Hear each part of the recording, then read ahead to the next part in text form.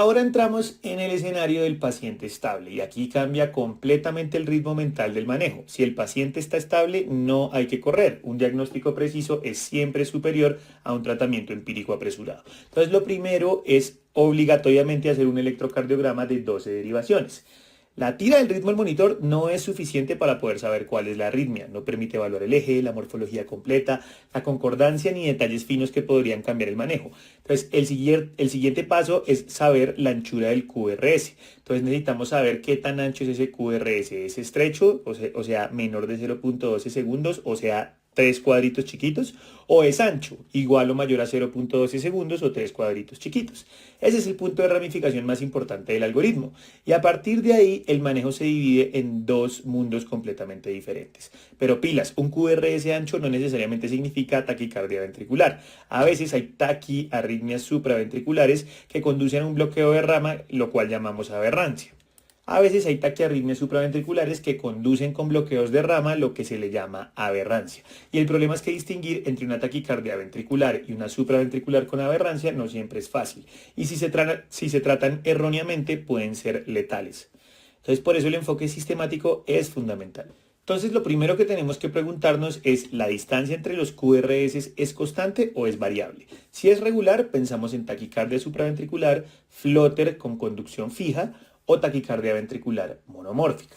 Si es irregular, el diagnóstico cambia completamente. Puede ser una fibrilación auricular, un flóter con conducción variable o una taquicardia auricular multifocal. Paso 2. Ver qué tan ancho es el QRS. Si el QRS es menor de 0.12 segundos, sabemos que es supraventricular. Si es ancho, es ventricular en la gran mayoría de los casos.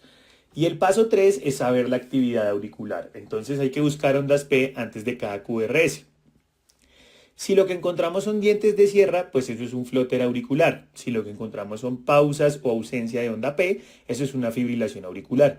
Y si lo que encontramos es una onda P que es retrógrada, probablemente sea una taquicardia supraventricular por reentrada del nodo. Luego miramos el eje y la morfología, que es crucial para distinguir una taquicardia ventricular de una supraventricular con aberrancia. Y aquí les dejo una perla clínica muy poderosa. Si hay concordancia negativa en todas las precordiales, es decir, de B1 a B6 completamente negativas, eso sugiere fuertemente taquicardia ventricular. Y recuerden, lo que veamos en el monitor no va a ser suficiente para poder llegar a un diagnóstico. Entonces comencemos hablando del manejo de las taquicardias con QRS estrecho. Si el QRS es estrecho, por definición, pues es supraventricular. Eso significa que el sistema His-Purkinje conduce normalmente. Entonces, ahí lo que vemos es si el ritmo es regular. Si es regular, lo que vamos a encontrar son las taquicardias supraventriculares como la AVNRT, es decir, por reentrada del nodo. Segundo, la taquicardia por reentrada auriculoventricular ortodrómica asociada a vías accesorias, que pues, ocurre en los pacientes con síndrome de Wolff-Parkinson-White. Y el tercero es el flóter auricular con conducción fija, que es típicamente 2:1. En estos casos, el manejo suele implicar maniobras vagales o adenosina si el paciente está estable. Ahora, si el QRS es estrecho pero irregular, el escenario es completamente diferente, porque aquí el diagnóstico más frecuente es la fibrilación auricular, luego está el flóter auricular con conducción variable o la taquicardia auricular multifocal. Y esto es clave porque la adenosina solo sirve en los QRS con estrecho regular, en fibrilación auricular no revierte el ritmo. Ahora, ¿qué tan frecuente es cada una de estas arritmias de QRS con estrecho regular? La taquicardia por reentrada del nodo AB es de lejos la más frecuente, aproximadamente el 60% de los casos corresponden a esta, que se produce por un circuito de reentrada dentro del nodo atrioventricular que utiliza una vía rápida y una vía lenta. Es frecuente en mujeres jóvenes o de mediana edad y tiene inicio y terminación súbita. Lo más frecuente es que en el electrocardiograma no se vean las ondas P claras porque están ocultas dentro del QRS.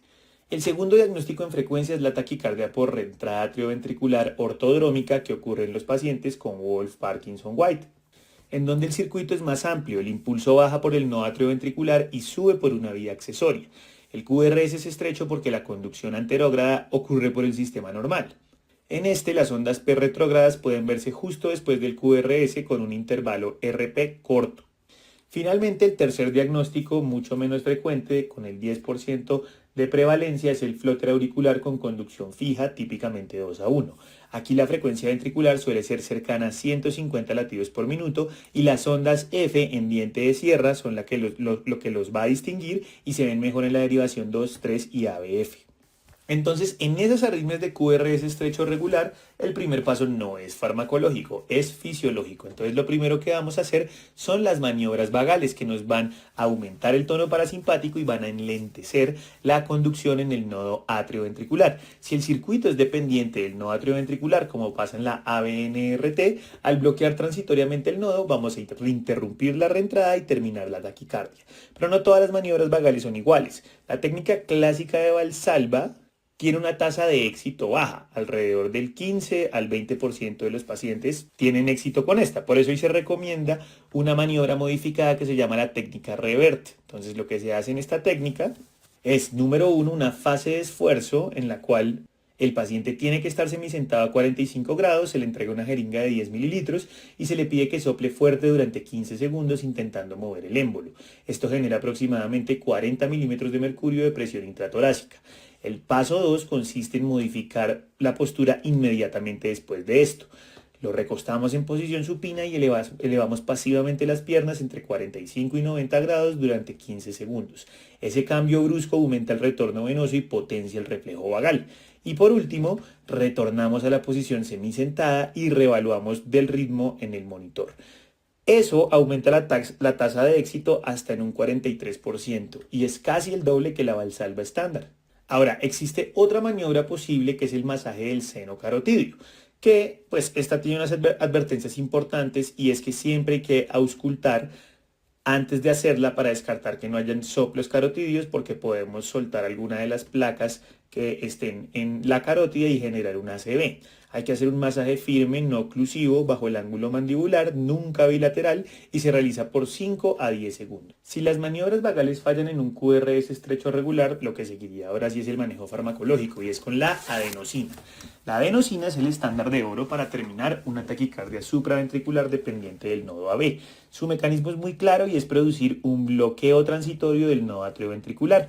A nivel celular, lo que hace es generar hiperpolarización e interrumpe el circuito de reentrada nodal. Pero aquí viene algo crítico, es que su vida media es muy corta, es menor de 10 segundos. Eso significa que si no la administramos correctamente no va a funcionar.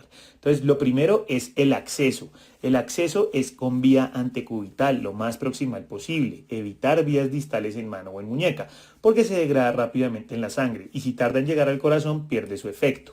El segundo punto es la técnica, entonces debe administrarse con una llave de 3 vías. En el puerto 1 ponemos la adenosina, en el puerto 2 ponemos 20 mililitros de solución salina y se inyecta en bolo ultra rápido en 1 o 2 segundos.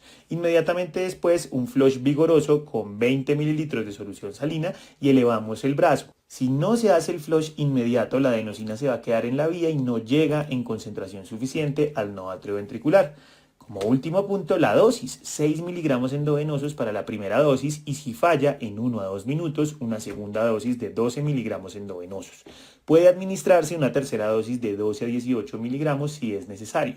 Ahora, pilas, administrar adenosina produce una pausa cardíaca breve, a veces varios segundos de asistolia, y por esa razón el paciente puede experimentar sofoco intenso, sensación de muerte inminente, dolor torácico transitorio, pero eso dura a lo sumo 10 a 15 segundos. Entonces hay que explicarle eso al paciente porque si no se puede asustar severamente. Decirle, vas a sentir un golpe muy fuerte en el pecho, mucho malestar por unos segundos, es normal y va a pasar rápido.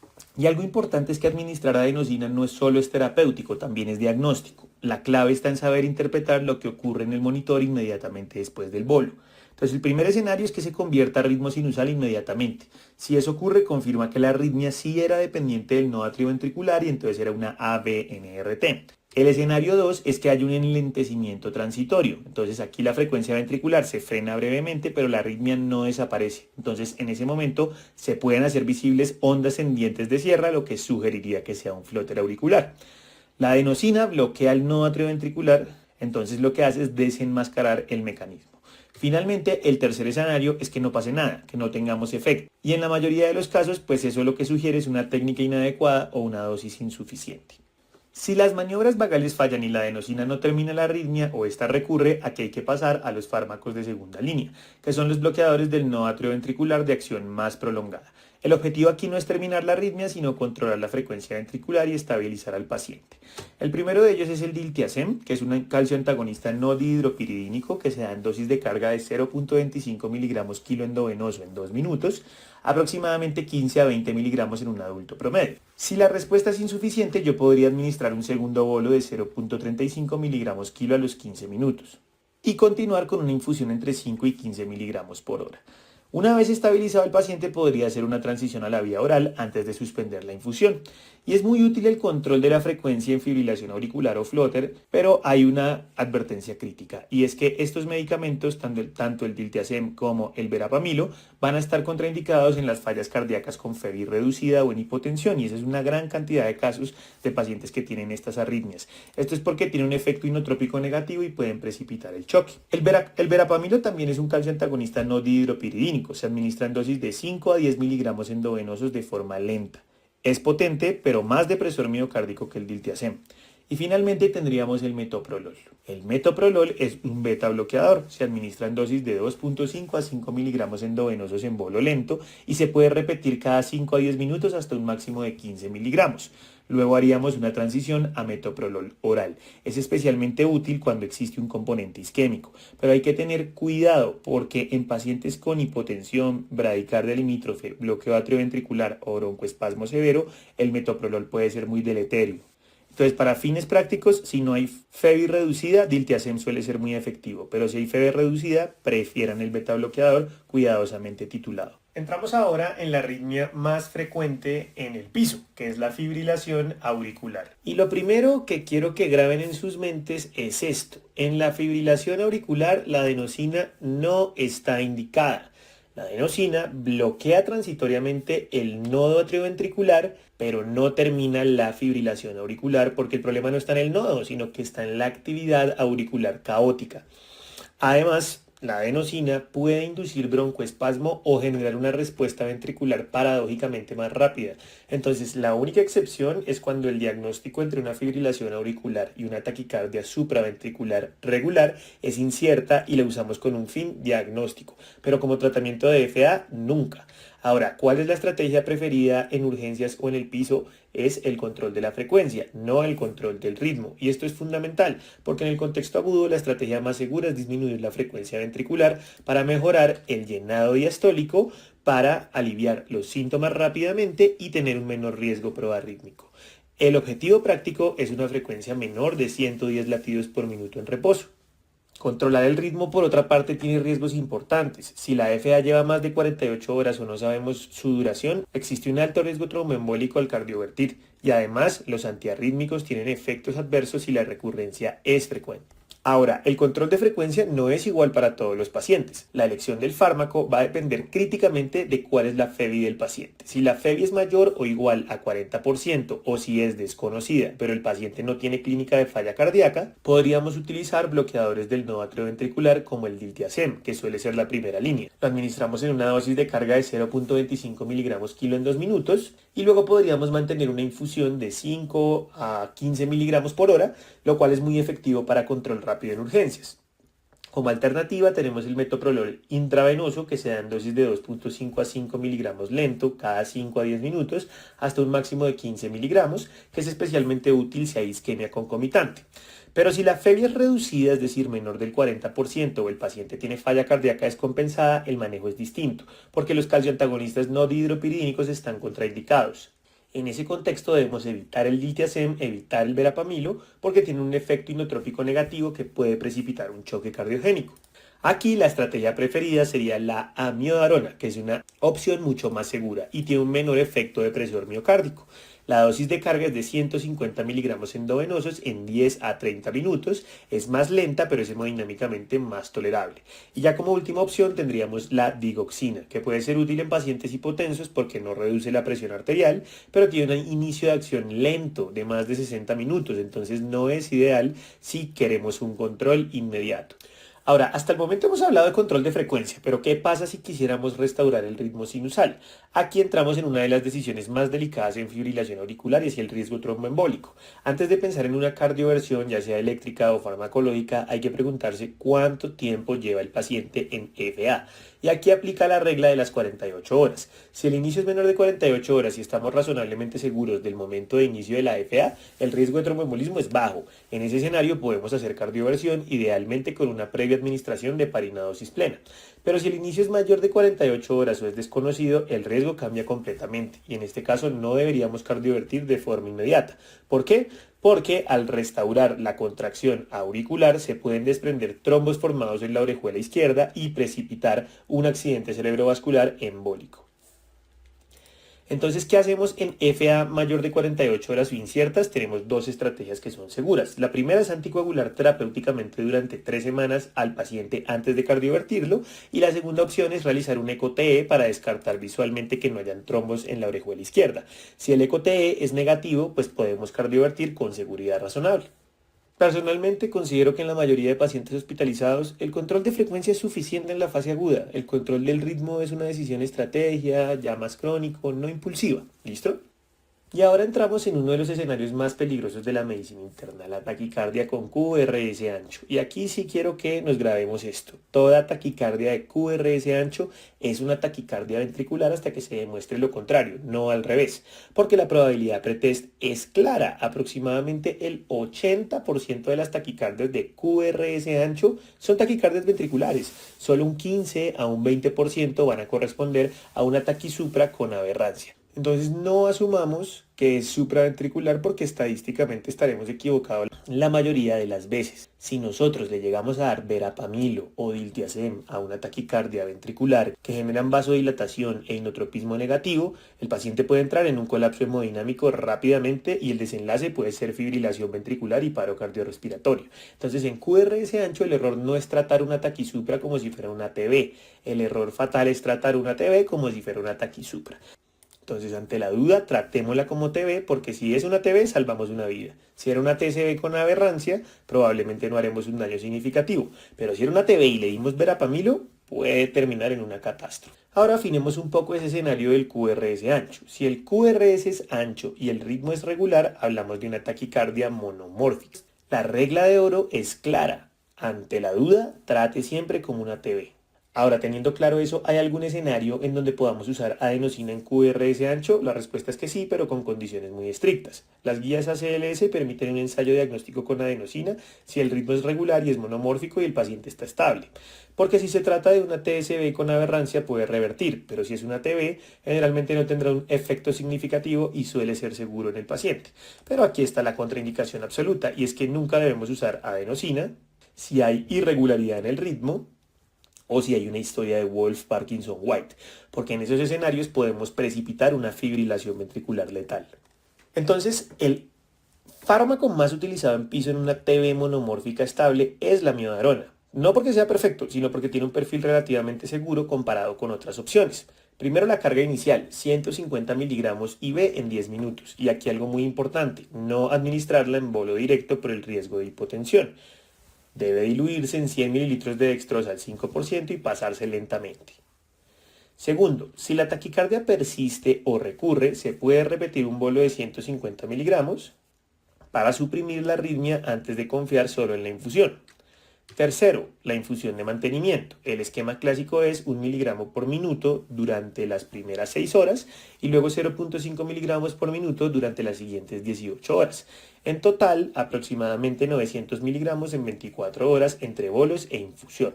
Y finalmente las precauciones. La miodarona puede generar hipotensión, principalmente por el diluyente, y la velocidad de infusión.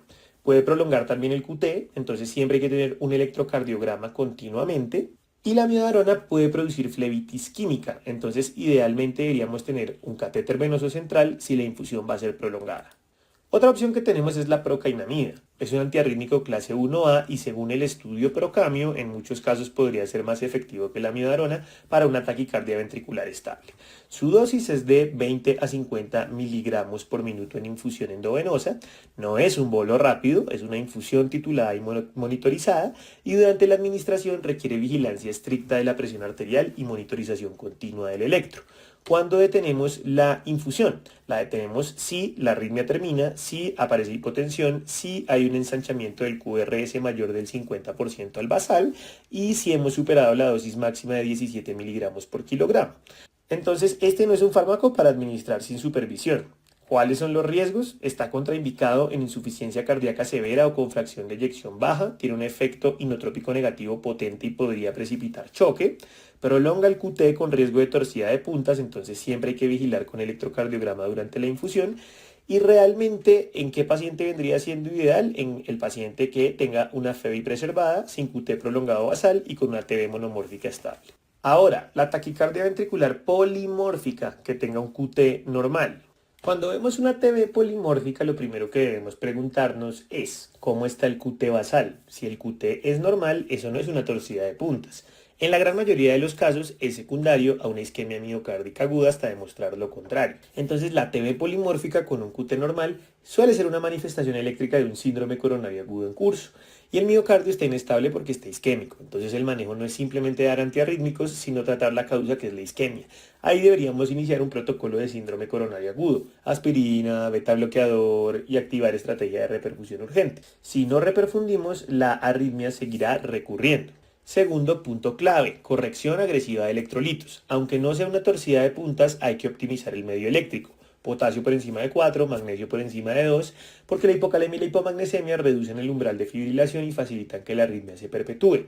El magnesio ayuda, sí, pero no es el tratamiento definitivo en este escenario. Y aquí está la distinción crucial. En torcida de puntas, el problema es un QT prolongado y un trastorno de la repolarización. En TB polimórfica, con QT normal, el problema es isquemia. Entonces, en torcida de puntas puede requerirse sobreestimulación o un marcapasos. En la isquemia, lo clave es la reperfusión coronaria. Y si lo que tenemos es una TB polimórfica con un QT prolongado previo, eso sí cambia absolutamente todo, porque ya el problema no es isquemia, es un trastorno de la repolarización ventricular y aquí el tratamiento es sulfato de magnesio, independientemente del nivel sérico. No importa si el magnesio está normal en el laboratorio, se administra igual, la dosis es de 2 gramos IV diluidos en 5 a 15 minutos, porque el magnesio lo que va a hacer es estabilizar la membrana y suprimir las postdespolarizaciones tempranas que generan la arritmia. Inmediatamente debemos suspender cualquier fármaco que prolongue el QT, antipsicóticos, macrólidos, amiodarona, sotalol. Si no retiramos el desencadenante, la arritmia va a seguir reapareciendo. Y si la arritmia recurre o el paciente sigue inestable, la estrategia avanzada es aumentar la frecuencia cardíaca a más de 90 a 100 latidos por minuto porque la bradicardia prolonga el QT y mientras más largo sea el QT hay mayor riesgo de recurrencia. Entonces tenemos que acelerar el ritmo para acortar ese QT. ¿Cómo lo hacemos? Hay una opción farmacológica que sería el isoproterenol, pero también hay una opción eléctrica que sería el marcapasos en modo overdrive. Aquí el objetivo no es cardiovertir, sino modificar la fisiología que favorece la arritmia.